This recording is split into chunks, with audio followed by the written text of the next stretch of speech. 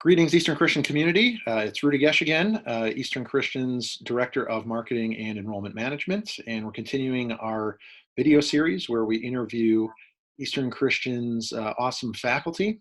And today we have the privilege to be sitting down with Liz Van Ryn, who is one of our awesome high school English teachers. So Liz, thank you so much for joining me today. Yes, thank you for having me. So, Liz, maybe before we jump in full disclosure to the crowd here, you and I did used to be neighbors, and we also moved to New Jersey and to Eastern Christian in the same year from the Midwest. So we've had kind of similar paths here in Eastern Christian. So we're not technically physical neighbors anymore. Not that it matters in the COVID world, but I always feel a neighborly kinship with you. So yes, we've definitely bonded over our transition. So we're talking obviously a lot about the EC remote learning program, and from the teacher's perspective, what it is like and what the transition is like. So maybe that's a good place just to start. Maybe we want to talk a little bit about what was the transition like for a teacher who started the year and started the semester assuming that things are going to go status quo like they always do every year, and then we get the largest of adjustments in that plan, and now we're suddenly pivoted to this totally different remote learning environment. So what was that like for you as a teacher? It was overwhelming at first. I think going into school that Friday when we heard the decision on Thursday, and it had been in the back of our minds and we had been prepping and planning, but it was still theoretical, I guess, and it wasn't actually happening yet. So going into that Friday was strange. It like handing out books, handing out materials, making sure students had everything they would need for the end of the year, just in case. And it was doing a lot at once. And then I think that weekend and then the Monday and the Tuesday that teachers had to prep were super, super helpful for us to mentally get in a space where we were ready to still engage our students and still instruct them when we were all dealing with it and processing what was happening as well. So I think what was helpful for me was taking it one day at a time, which is hard for a teacher because we like to plan and we especially like to look at weeks at a time and know exactly where we're going. And you can still do that in a sense, but we didn't really know what was going to be working and what wasn't. And even still getting constant feedback from students is helpful, but that's been a challenge to adapt to really taking it one day at a time, because yes, at this point we know our students well because we're, now we're a quarter into this semester, but we don't know exactly how we're all going to be responding to this new format. Some students are changing, some are the same depending on what's going on. So I think once I gave myself some grace and realized that we're all going to be adjusting to this, that was helpful to just focus on one thing at a time. I think good advice for life in general, and then probably even more so now in this situation. So you mentioned kind of that transition. Some things have worked, some things have not worked. Let's go through what hasn't worked first. So in any transition, of course, there's successes, and then there's things, challenges and things we learn from. So let's start there. What didn't work in the transition? Yeah, two main things I think that stick out to me that didn't work. The first one was doing things just to do them. So using technology just for technology's sake, or using the environment, the students' environment, their homes, just for the sake of using it. So I did a vocab assignment towards the beginning where I had students finding objects, like answering questions about vocab using objects in their homes. And it was just too difficult trying to take pictures and sending those pictures. And it just wasn't practical, even though I thought it would be a fun, creative assignment. It was too overwhelming for them. And so based on what I learned from that, I changed that then for another class where they were still using objects in their homes, but they didn't have to take the pictures as much as I wanted that to be an interactive part. It was more of a hiccup and it was getting in the way of the learning. And same with technology. There's so many good things out there, different websites and resources that we can use. But flipping and doing all of that all at once is very overwhelming for students. They need things slowly introduced to them. And we use technology when we're not doing remote schooling, but it's different when it's all like this. And they still value the face-to-face interaction. They still value the time as a class to talk and to tell jokes. And they don't, at least the impression I've got from my students is they don't want to be fully on their own. And learning new things, learning new websites, all of that. So kind of slowly working into that and using technology and using their home environment, their family members purposefully, not just to use them. So that, and then what hasn't worked is trying to do everything that we want to do as teachers. We're primarily educators as teachers, but we're also lovers of our content, and we don't want to let things go. And that is something that I think we've all realized, that we can't do all the things we want to do. As much as I would love to analyze every line of Hamlet and look at all the humor in everything that's there. I mean, we could do weeks and weeks and weeks on Hamlet. I need to focus on the main learning goals, and especially what I think is best for my students at this time. So yeah, trying to do too much at first or maintaining too much was something that definitely didn't work and was overwhelming for the students and for me. So that's good maybe frame of reference for the students, that, I think students a lot of times look up to teachers as if, okay, the teachers have it all together always, and they have it all figured out. And that's, of course, the big secret revealed when you become an adult. And all of a sudden it's like, oh, we're still learning things as we go. And everyone, it's one of the things I know we both appreciate about Eastern Christian, is it really is a community of lifelong learners. And I think that actually prepared us pretty well for this transition, all things considered, because it is an environment where we're all always learning. So, you shared some of the things that maybe didn't work. Let's jump onto the positive side of that coin. So, what are your triumphs? What are some things where you thought, okay, we did that remotely, and wow, that really maybe went better than I originally had thought it might?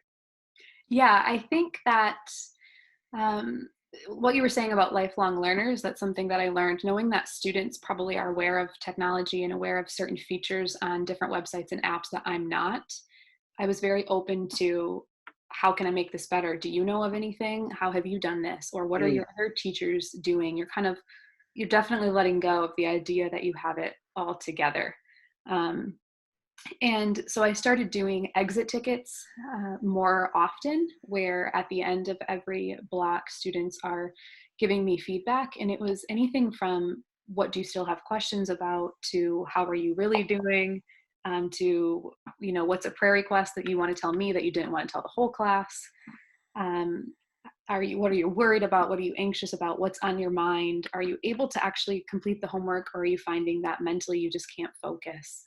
All those little things that are on students' minds, but sometimes they need to be intentionally and specifically asked. They open up about it. So that was super helpful, making sure that I was getting their feedback. Also, the focus on maintaining community and the social emotional aspect of learning first. That tends to be something I focus on primarily before I feel I need to establish relationships with my students. I need to have a good rapport. I like to laugh. I like to goof around. I like to create a really safe environment so that my students are actually able to learn. And that was something I really wanted to keep. And even when we went to the shorter 60-minute time periods for the time when we're together, or they're working back and forth between synchronously and asynchronously, I still, that's not a time I'm willing to give up. So I do an attendance question every day, and that's how they secure their attendance. And it's anything from, what's your favorite pizza place to go to? Which of these cereals do you prefer? Fun things. Have you watched this show? Or what's your favorite show that you're binging right now? To seriously, how are you doing on this sort of a scale? Or what's on your mind right now? And so I kind of balance those between fun ones. And that usually starts some sort of conversation, which I let go for a couple minutes. And I still do a pun of the day, which I've always done. And that gets some eye rolls. and some, you know, which I love that kind of humor. All right, now I have to ask, you have to give me the pun of today. What's the pun of today? The pun of today was a man attacked me with milk, cream, and butter. How dare he? Yeah, all right. I am from America's Dairyland, so I'll have to share that I'm with. not saying they're great. I just do it my calendar. I have a No, it's calendar. I good. do what that tells That's good. me. So Um, maybe that segues actually. You are a teacher that definitely is known for really being mindful of the social emotional piece of our student body, and within your classroom. It's always I think that's a really strong feature of EC in general. Is we don't view students as these academic robots. They're human beings that have this full range of needs, and academic and um, emotional safety sort of go hand in hand. So in terms of the that safe learning space you referenced earlier, um, well, I just used the word space. Usually it is a physical space, and now it is a virtual space. So what does a safe virtual space look like? yeah, that at first that was difficult because with Google Meet we couldn't see all their faces at once, Hmm. and now we're able to. So that was hard because I really, build off of students' reactions, what they're looking like, how they're feeling, seeing, if the student has their head down, something's going on. Are they tired? Is something wrong? And you can adjust your instruction and adjust what you're going to do. Do I need to break out into groups so I can go over and talk to this student and make sure everything's fine? Or Hmm. I can see these people are confused. So maybe I'm going to do a quick individual response. Okay, reflect on what I just said, and I'm going to go check in on these students. So that's harder because even now, when you can see the students, that's not necessarily, you can't really pull them aside as easily as you can in a classroom. Hmm. I think what a safe space has looked like is starting, with prayer, with devotions, which I've tried to be really intentional about, acknowledging what is going on in our world. And I think especially with the seniors, acknowledging their disappointment and their grief and their frustration, and not dismissing those feelings, but also talking through them and talking about our hope and talking about our joy in the community we can still have despite some of the things that they're no longer able to do. And I think what also has been fun and helpful is when I send students to go do their asynchronous work, I stay on the Google Meet and they'll pop back in with questions, but sometimes they'll just finish early and they'll want to come back in and we'll just start talking. Hmm. And I've also noticed that setting up individual meetings has been helpful as well, because you can't, seeing a student's face, really small on your screen is very different than seeing their mannerisms and seeing how they're walking into class. Hmm.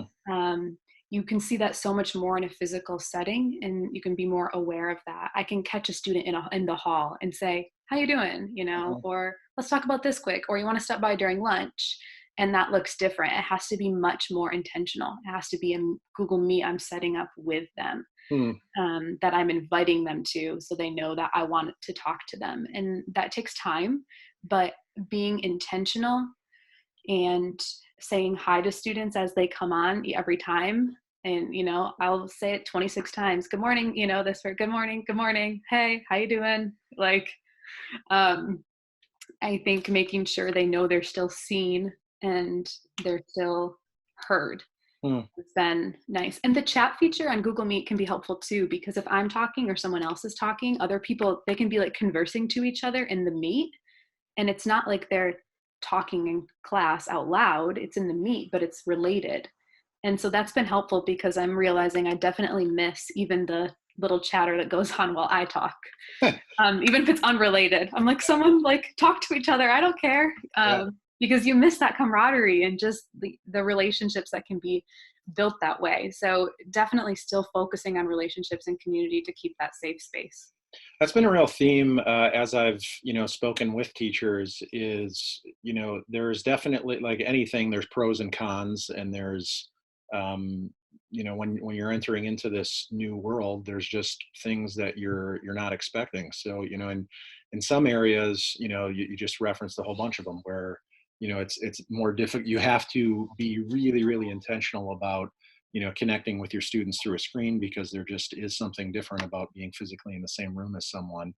But at the same time, the digital environment has some advantages where we can, while a conversation is going on, sort of a live chat that's happening in support Mhm. of the conversation that maybe sometimes does take tangents, as students' conversations do, uh, but almost like you're accomplishing more, or are more efficient in certain ways, and maybe less efficient in other ways. So it's definitely a different environment, clearly, but it's been interesting to see some of the maybe the strengths and challenges that I would not have anticipated going. I mean, I really had no clue even when we started saying the words remote learning. I just did not even know what that was. I was an Yeah. elementary ed major. I taught fifth grade for a couple of years in Chicago. Like, uh, I could not have wrapped my mind around doing that in an online environment. And now my daughter is in fifth grade in an online environment, and it's going very swimmingly. So that's been cool to kind of see. Let's talk about the spiritual theme. So this year's theme, every nation, every tribe, and every tongue, taken from Revelation and the Apostle John's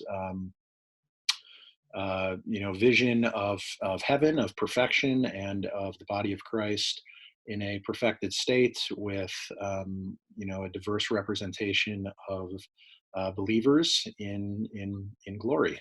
So that's been our goal and our vision, and we've continued doing remote worship, and so that's a piece of that. But also the worship theme does find its way into the classroom and into conversations as well. So maybe you could talk a little bit about what that looks like, maybe in your classroom before and after the transition, and how you're still being intentional about incorporating that theme into your teaching. Yeah, so I think there's two sides of that. There's the idea that we're created uniquely on purpose to reflect different parts of God, so that when we are together celebrating each other, we get a bigger picture of who God actually is and how we are His children. But then there's the differences aspect, but there's also the unity aspect.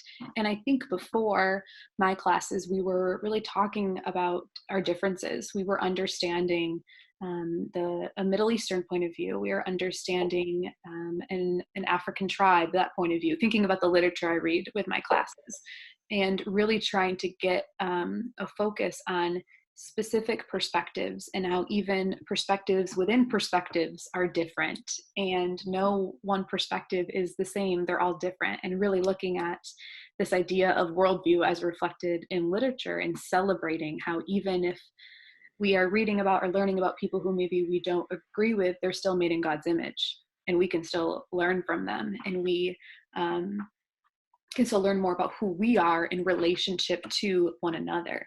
And now with remote learning, I think the emotions and the experiences that we're all going through are showing us the other side, this idea that even though we are all created differently, we all feel the same things, and we all have the same core longings and needs. And not just like me and my students in our school and our community, around the world. It's surreal how we're all experiencing the same thing, different in different areas in terms of what can be done, what can't. But in terms of fear and anxiety, and trying to find hope and humor and joy and coping and grief and all of these things, we're seeing how we are united. And while we live in different places with different cultures and experiences, we're all affected by this, whether it's directly or indirectly. And we can't be with each other physically, but it seems like we're more connected than before, Mm. because we're seeing our core needs and our longings, and recognizing that, those are only fulfilled by Christ. And I mean, just this morning, I was in doing the devotions with the seniors. We were looking at how, Jesus was not the Messiah that the people wanted, Mm. but He's what they needed. Mm. They didn't need a political leader, even though that's what they thought they wanted. And God is always moving beyond our expectations and beyond what we can hope, dream, or imagine. And I think that's something that I've been thinking about. As people, we all have expectations and we get disappointed, and the world is experiencing disappointment. The expectations are not being met. And that's not a cause for lost hope, because we don't know what we truly need. And what we truly need, we have, and we will be provided for. And so, yeah, I think just thinking about those different emotions and feelings and recognizing that how, the first half of the year, at least I was focusing on differences and how those are a good thing, and look at diversity and this is great, and look at how we reflect God differently. And then it's like, oh, wow, we're all very, very much the same and all need the same thing. Yeah, and that's reflected in perfectly in God Himself, right? Like, three distinct beings in the Trinity. Proud Trinity Christian College grad. Three distinct persons in the Trinity, but then so perfect, Yeah. perfect diversity, but then also perfect unity. So yeah, that's been a really cool. I almost said side effect, but it's been an interesting twist on what, I would not imagine that, staying, I think I'm going on day 17 now, staying at home with just my family. But you're right, we are connecting more, or at least maybe in a deeper way, when the community is taken away from you in a physical sense. So it's almost like you don't know what you got till it's gone, kind of thing. And I've certainly personally developed a greater appreciation for those relationships and for this community.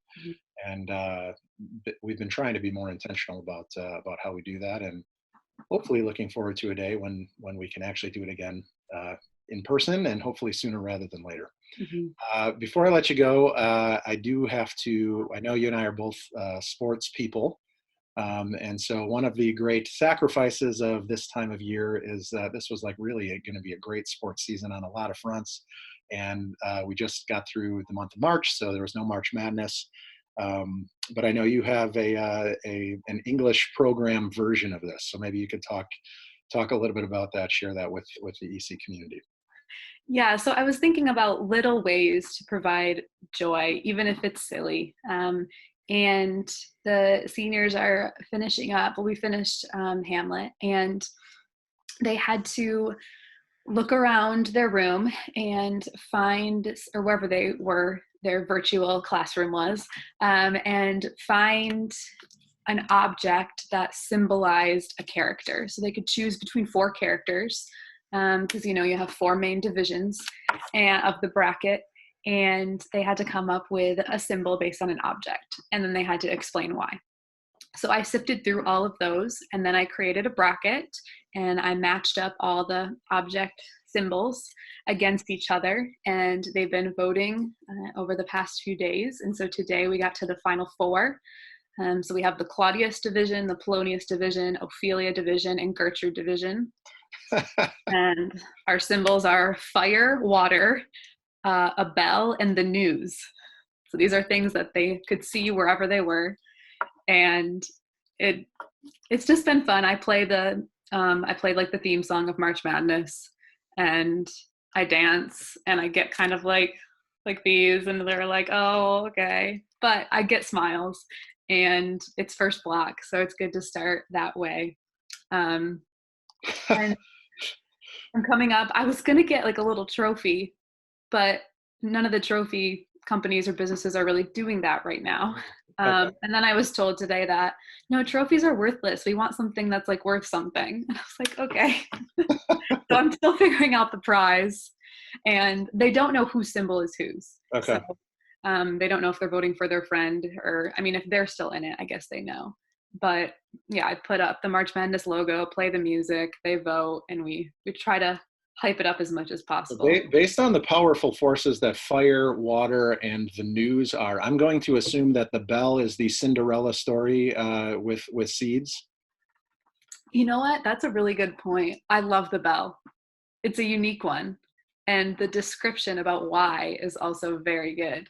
All right. Well, I don't know the description and I don't know the backstory, and I promise to the people watching, this is the first time I've heard of any of these things. But uh, count me in strongly in the fan of the Bell camp uh, Okay. to win it all. So that's my, Ophelia Isabel. okay. Very good. Yep. So go team Go Ophelia. Belle. Yeah. Lastly, as a community, we've been doing a lot of prayer before, during, and just through this whole thing. And so I always just like to ask, what can the EC community, as they're thinking about praying for you or praying for our teachers, what can they add to their prayer list? I would say there's definitely added stress with all of this. For teachers, it's been a lot of work, and we've been learning so much. And that's been great, but it's been difficult at times to keep up with things. And we really want to be checking individually on our students, and that takes some time. And I know a lot of us have been struggling with this work home balance because work is now home. Mhm. And so it's hard to kind of create those spaces physically in your home and separate yourselves. So I would say, yeah, some time management. It's great that we have spring break. I think it came at the perfect timing to have like a few weeks of this and then be able to relax. And now that we're finally adjusting to it, figure out moving forward what works best. So I would just say, yeah, some peace and some wisdom, because a lot of us are making decisions about curriculum and, what do we need to focus more on, and looking at what our students need academically, but also spiritually and emotionally, and how to pinpoint specific learning goals that we think would be best for them. Um, and then I think in general, students I know are dealing with a lot of anxiety about this time Mm. and are in need of just extra measures of peace and of it's been cool to hear students talking about how they're enjoying little things that they took for granted, Mm. and so just some more of a focus on that, I guess, on the areas where we can find joy and purpose, even though our normal was taken away from us. I think there's, like you said, the side effects or those little things that we are realizing now that maybe we didn't realize before. Outstanding. Well, Elizabeth Van Ryn, high school English teacher, thank you very much for joining us. Thank you.